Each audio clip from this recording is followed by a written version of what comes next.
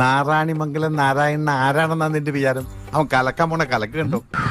BJP is actually their RSS and BJP is threaten of Indian people. That is we are thinking about this BJP threaten. എന്റെ English correct അല്ലേ ജോസഫേ? Correct തട്ടിക്കോ. അത് ശരിയാ, നമ്മൾ മോശക്കാരാവാൻ പാടില്ലല്ലോ. You know, first UPA government what happened? I don't know. We fight against UDF and LDF.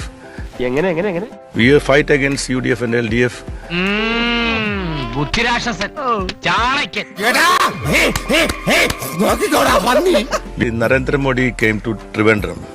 He says that they are going to get two digital seats. അതെന്തോന്ന് സാധനം? ഓ എന്നാ പിന്നെ പേടിക്കണ്ട. It's a actually he's actually lying. He's actually ആകെ ഈ രണ്ട് സാധനങ്ങളുള്ളോ? he's just like പോരട്ടെ. I mean they are repeating the this baseless and they are lying. വെറുതെ അല്ല നാട്ടുകാർ മുഴുവൻ താൻ മണ്ടനാണെന്ന് പറയുന്നത്. തിരുവനന്തപുരത്തെ ലോ അക്കാദമിയിൽ നിന്ന് LLB എടുത്ത മഹാന്റെ ഇംഗ്ലീഷാണ് നിങ്ങളിപ്പോൾ കേട്ടത്. ഇത്രയും വിവരമില്ലാത്ത ഒരു മനുഷ്യനെ എന്റെ ലോങ് ലൈഫിൽ ഞാൻ ഫസ്റ്റ് ടൈം കാണാം. നാട്ടുകാരെ ചിരിപ്പിക്കാൻ വേണ്ടി ഇങ്ങനെ ഓരോന്ന് ചെയ്തു കൂട്ടുന്നത്. നമ്മൾ ഡിജിറ്റൽ മണി എന്നൊക്കെ കേട്ടിട്ടുണ്ട്. എന്താണ് ഈ ഡിജിറ്റൽ സീറ്റ് എന്ന് മനസ്സിലാവുന്നില്ല. നരേന്ദ്രമോദി ഇവിടെ വന്നപ്പോൾ 2 ഡിജിറ്റൽ സീറ്റിനെ പറ്റി പറഞ്ഞു എന്നാണ് ഈ LLB-കാരൻ പറയുന്നത്. ആദ്യം എന്താ മലയാളം മര്യാദക്ക് പറയാൻ നോക്കും, എന്നിട്ടാവാ ഇംഗ്ലീഷ്. എണീറ്റ് വരണ്ടേയിരുന്നു.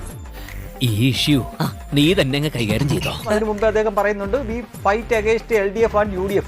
അപ്പം ഇതെന്താണ് ഉദ്ദേശിച്ചത്? ഇല്ല, എനിക്കൊന്നും മനസ്സിലായില്ല.